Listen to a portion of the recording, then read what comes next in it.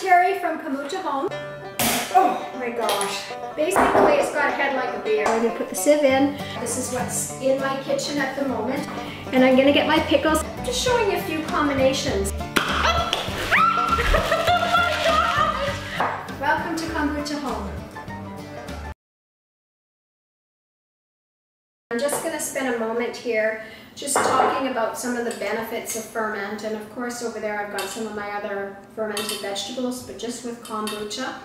I just want to give a little history on myself personally. I just turned 60 years old, and I have noticed an incredible difference in my health, and I'm pretty well like a normal person. I get the flu, get this or that, and it would last 2 or 3 days, and I'm a lot sicker than my husband.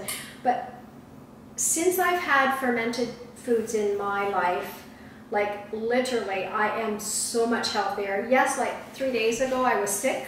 I got super sick for a few hours. The next day I was better. I literally weed-eated our restaurant, all around our restaurant for about 5 hours. I had that much energy, but I'm just saying there's such a huge difference. Like, this stuff, guys, is life-changing, and I want you to try it and see the difference yourself.